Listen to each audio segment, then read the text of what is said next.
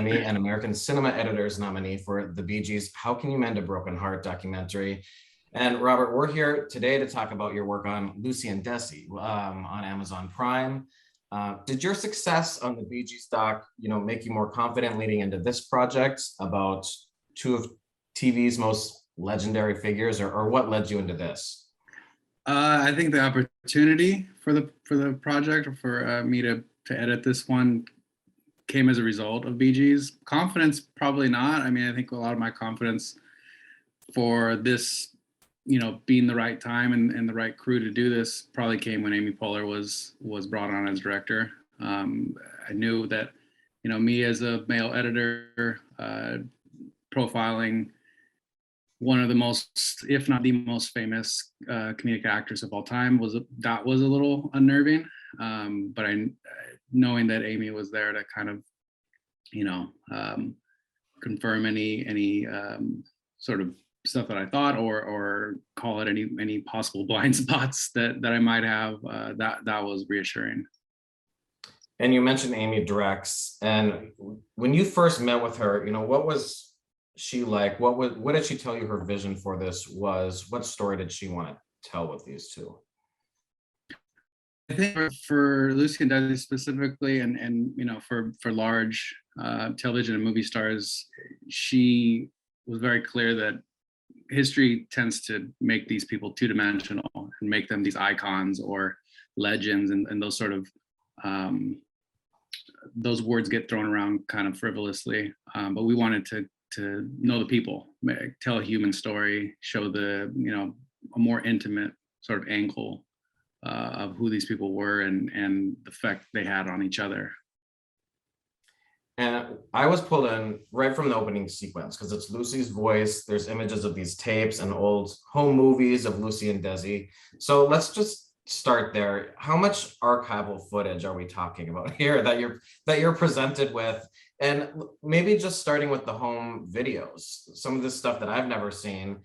Start with those personal home movies. Where did that come from? And then how do you get started?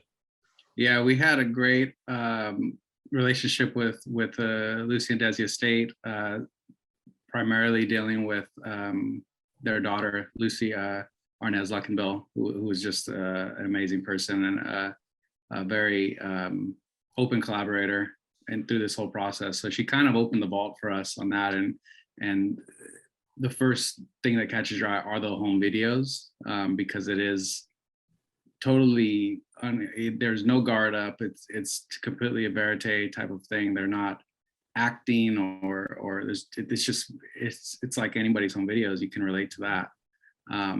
But the other big revelation was these audio tapes that it was kind of our producer, Jeannie Alpha Festa found, kind of pointed up to a shelf and said, what's that box? And they're like, I don't know, it's these tapes.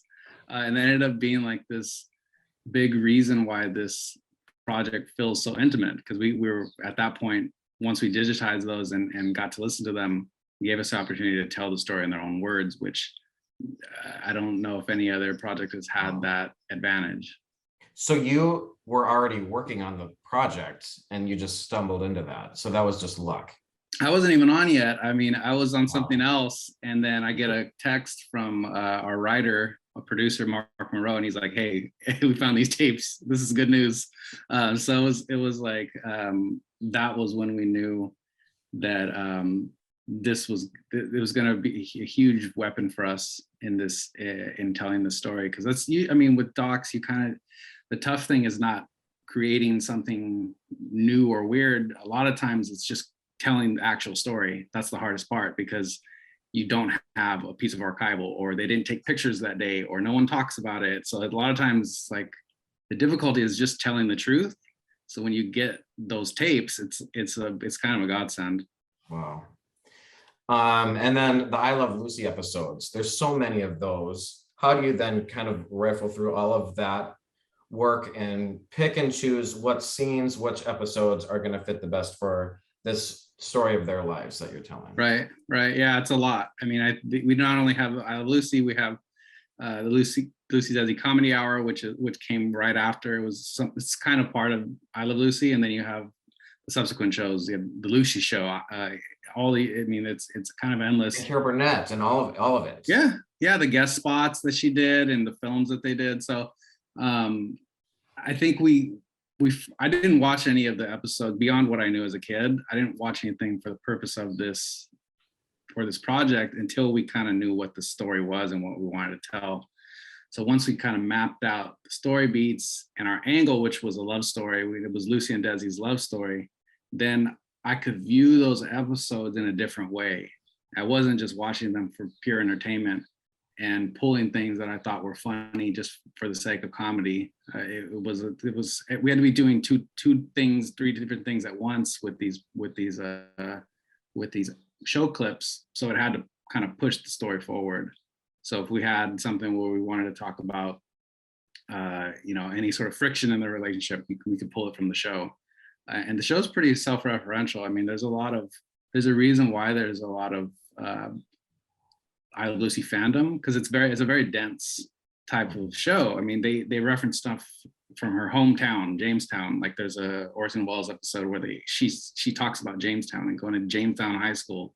So there are these like little nuggets that watching this, I was like, that's really cool. I can't use it, but it's really interesting. What is it like as an editor working with so much archival footage rather than footage that's actually shot in, present time by the director, like the interviews that are taking place? Is it more complicated? Is it different types of materials that you have to use? What's the biggest difference when you're working with archival versus current footage?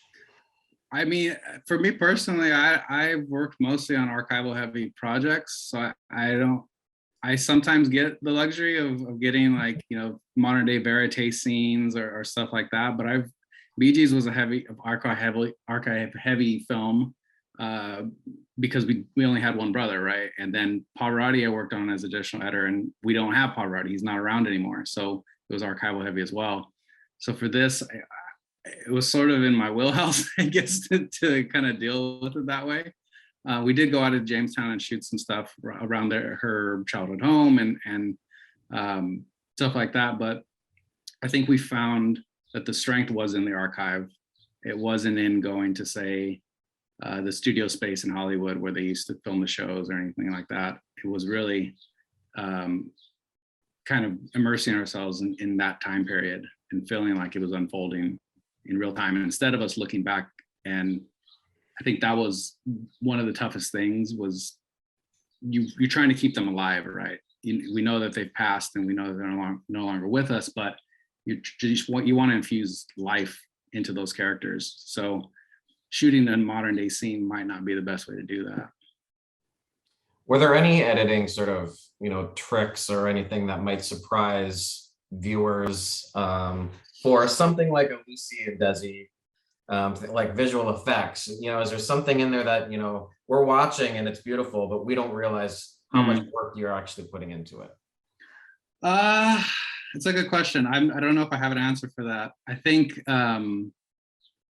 we wanted to keep true, we didn't want to pull too many tricks with this one. So, because if the audience were to catch something tricky, they might not trust that we're telling a very truthful thing at that point, that we're trying to pull any wool over anyone's eyes. But not on this one. I don't think so. I think for this, we really leaned into the archival and the special circumstances under which we got to use that stuff. But I don't have a good answer for that one. And then how do you know when you're done, when you're complete? Do you start with a 5-hour movie and winnow it away, or is that not how you work? What's your process? Somewhere in between, not 5 hours, but somewhere in between there. I mean, it was, I think the rough cut was around 3 hours, which is not like a very fair position to put anyone into to watch a 3-hour rough cut. It's not the way I wanted to do it, but we did sort of lay out all the pieces and say, okay, what's important here? What do we want to move around? Because at that point, we could sort of move around these chess pieces, but we could have told the story in a million different ways, and that was the difficulty. You could tell this could be just a story about I Love Lucy, just a story about Desi, just a story about the relationship with their kids.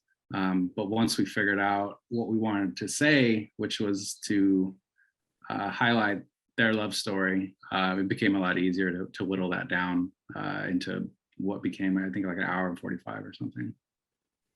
And when you look back on the project, was there a favorite scene or something that you took away from this project that you learned that you'll take with you?